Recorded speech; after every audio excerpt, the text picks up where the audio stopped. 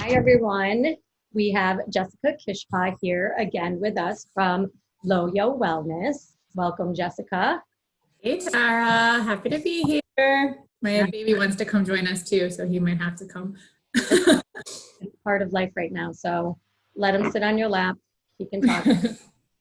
So I thought it would be good to have Jessica back on because obviously this whole situation that has taken place for what, are we at 2 months yet? Just about.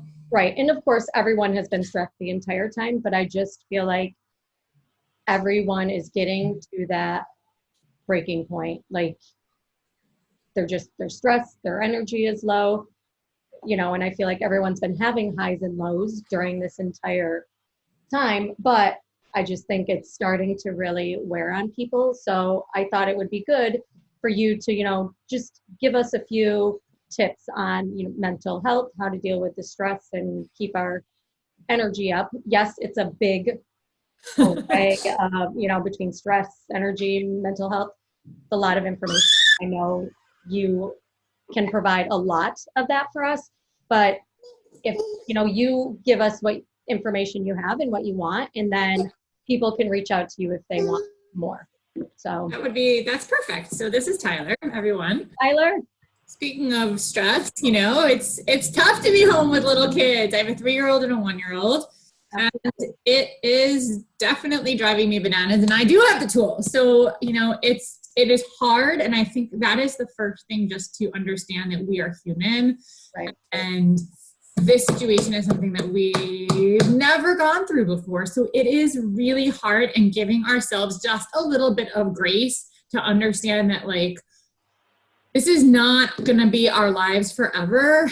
And it is okay to do the best that we can. So before I just get into the tips, I just wanted to sort of throw that out there. Like, we can do the best that we can, and that's good enough. Right. That's simply good enough. And I posted something the other day about just a lot of people need to hear that too. Yeah. And just, we need to recognize that we're not perfect people, and we all have flaws, and our stress response is heightened, and we can help that. And I will give suggestions. And I also have a great ebook that I had created. So I can actually, you can pop it in the comments. I can send it to you about just stress relief right now. To lots of things that I can get into, but, just realizing, like, what is the best that you can do is good enough right now. Right. So let's just see if Tyler sees okay. Okay. All right, cool. So I just want to talk a little bit about a couple of things that I typically teach when it comes to reducing the stress response. And then I want to hone in on a couple of specific tips while we're home, hooped it up. So yeah. One thing is, without getting into like the exact definitions of stress and like stressors and tie. No, you just want to sit on mommy's lap? Okay. All right.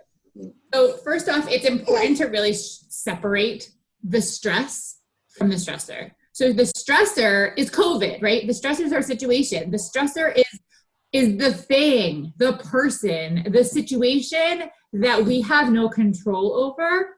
Right. Stress is our response. And that is something we do have some level of control over, and you can change that.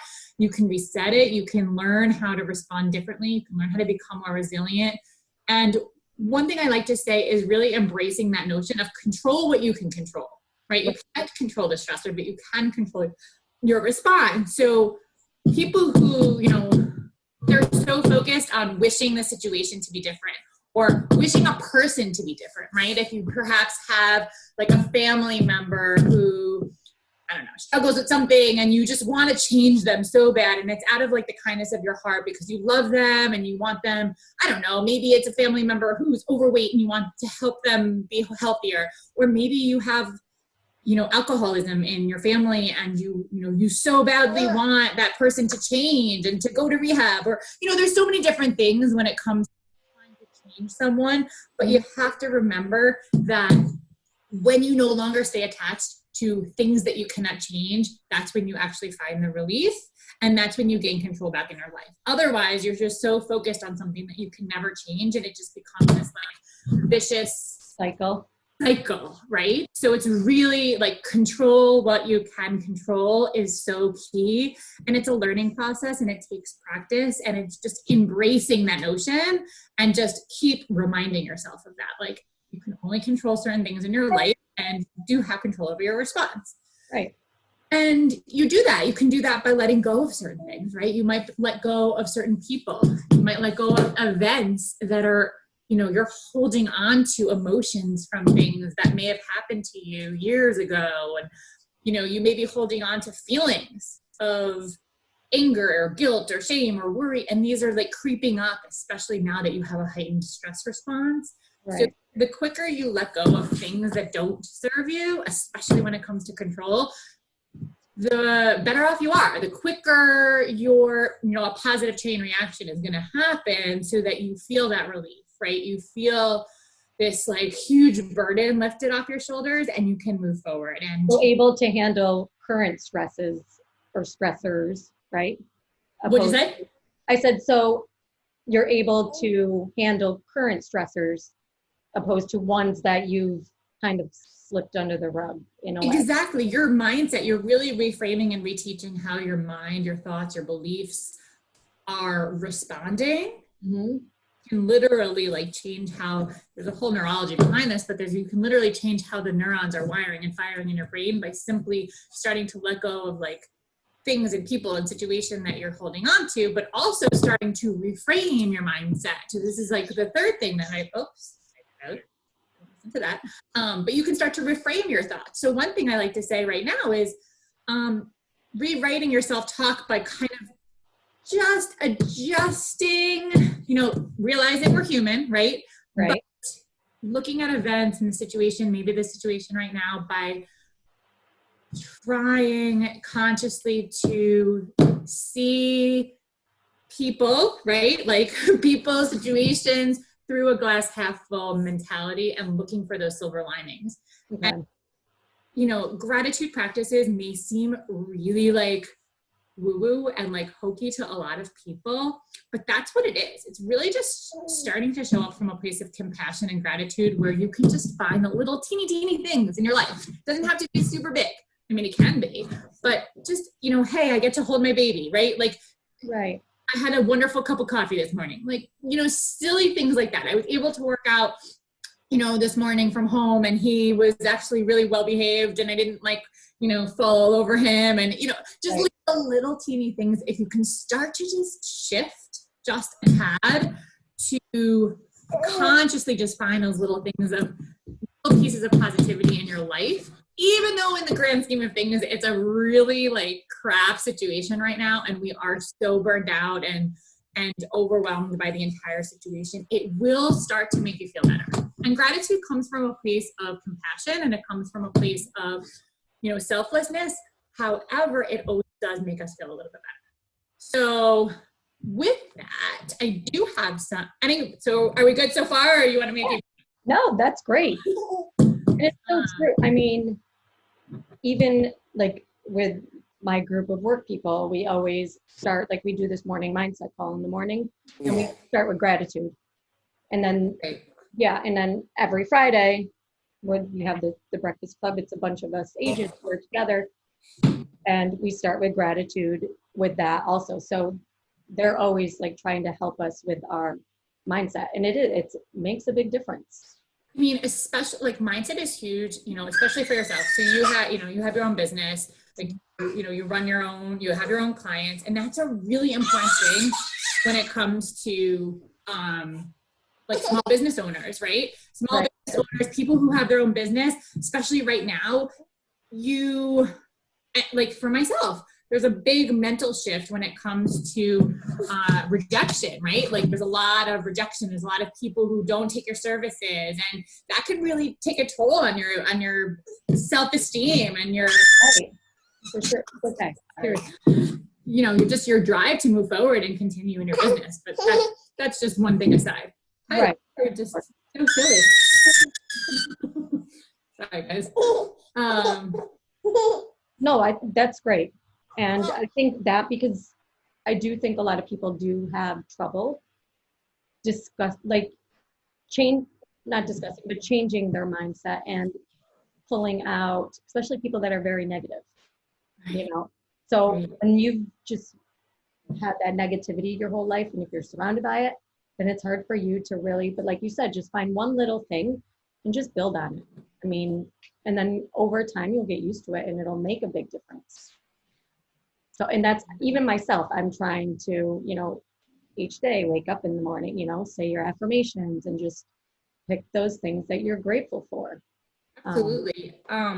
Yeah. So there's a couple of things that specific to just this situation that I think are really important. I can go through those if you want. Sure. Up to you. Yeah. So I think, the term social distancing, I like to call it physical distancing because we can still be social. Like you and I are being social right now. Right. People can still be social in a different way. And I think the idea and the concept is catching on, but my point is really to stay in touch and interact with people, like keeps your mental health at optimal condition. Right. And it helps you reduce your stress and anxiety because you don't feel so alone. So like he just really wants the computer and he wants to press things, but I'm afraid he'll shut me off. My almost 3-year-old has been having like weekly play dates with his classmates from daycare, or, people are doing Zoom happy hours, or, my husband and I, we go on, like, they have some apps now for like games, like online games, like game nights. House party? Yeah, like house party. And seriously, Ty, come on, Bob. I know you want to press it. Give me 1 second. All right, you stay here. And you're gonna be. So I think things like that are really important. Like I call, instead of calling my family or friends, like I like to FaceTime now, which I never really did before. Right. But just things like that where it's just trying to be social as much as possible.